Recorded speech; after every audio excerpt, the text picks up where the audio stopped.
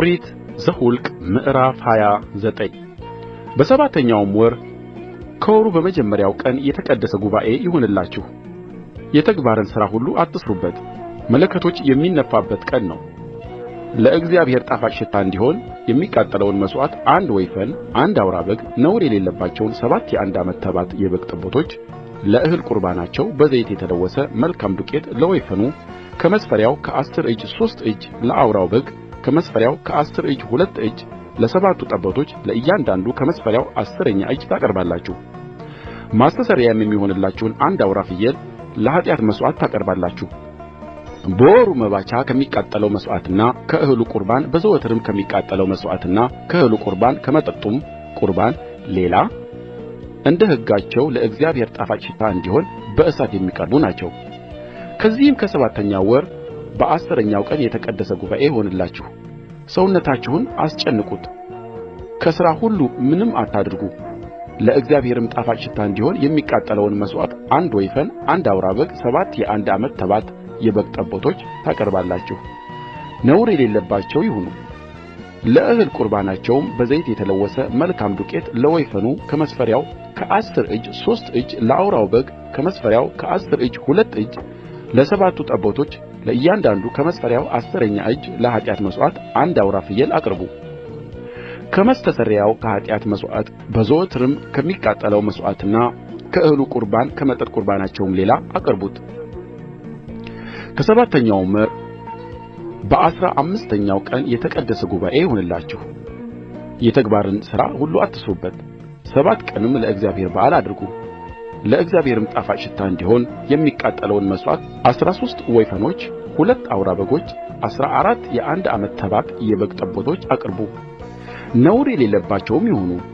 ለእህል ቍርባናቸውም በዘይት የተለወሰ መልካም ዱቄት ለ13 ወይፈኖች ለእያንዳንዱ ከመስፈሪያው ከ10 እጅ 3 እጅ፣ ለ2 አውራ በጎች ለእያንዳንዱ ከመስፈሪያው ከ10 እጅ 2 እጅ፣ ለ14ቱ ጠቦቶች ለእያንዳንዱ ከመስፈሪያው 10ኛ እጅ ለኃጢአትም መሥዋዕት አንድ አውራ ፍየል ታቀርባላችሁ። በዘወትር ከሚቃጠለው መሥዋዕትና ከእህሉ ቍርባን ከመጠጡም ቍርባን ሌላ የሚቀርቡ ናቸው።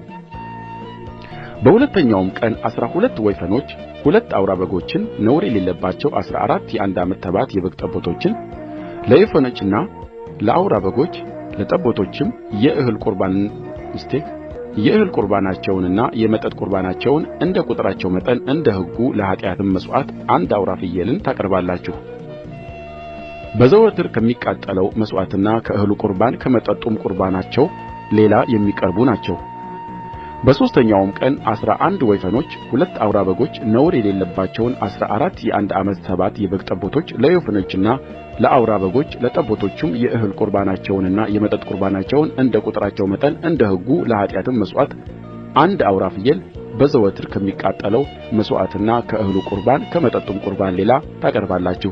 በአራተኛውም ቀን 10 ወይፈኖች፣ 2 አውራ በጎች ነውር የሌለባቸውን 14 የአንድ ዓመት ተባት የበግ ጠቦቶች ለወይፈኖችና ለአውራ በጎች ለጠቦቶቹም የእህል ቍርባናቸውንና የመጠጥ ቍርባናቸውን እንደ ቍጥራቸውም መጠን እንደ ሕጉ ለኃጢአትም መሥዋዕት አንድ አውራ ፍየል በዘወትር ከሚቃጠለው መሥዋዕትና ከእህሉ ቍርባን ከመጠጡም ቍርባን ሌላ ታቀርባላችሁ።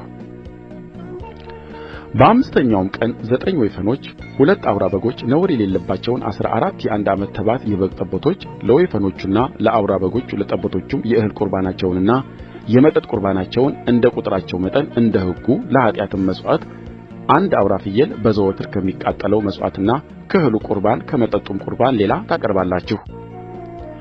በስድስተኛውም ቀን 8 ወይፈኖች፣ 2 አውራ በጎች ነውር የሌለባቸውን 14 የአንድ ዓመት ተባት የበግ ጠቦቶች ለወይፈኖችና ለአውራ በጎች ለጠቦቶችም የእህል ቍርባናቸውንና የመጠጥ ቍርባናቸውን እንደ ቍጥራቸው መጠን እንደ ሕጉ ለኃጢአትም መሥዋዕት አንድ አውራ ፍየል በዘወትር ከሚቃጠለው መሥዋዕትና ከእህሉ ቍርባን ከመጠጡም ቍርባን ሌላ ታቀርባላችሁ። በሰባተኛውም ቀን 7 ወይፈኖች፣ 2 አውራ በጎች ነውር የሌለባቸውን 14 የአንድ ዓመት ተባት የበግ ጠቦቶች ለወይፈኖችና ለአውራ በጎች ለጠቦቶችም የእህል ቍርባናቸውንና የመጠጥ ቍርባናቸውን እንደ ቍጥራቸው መጠን እንደ ሕጉ ለኃጢአትም መሥዋዕት አንድ አውራ ፍየል በዘወትር ከሚቃጠለው መሥዋዕትና ከእህሉ ቍርባን ከመጠጡም ቍርባን ሌላ ታቀርባላችሁ።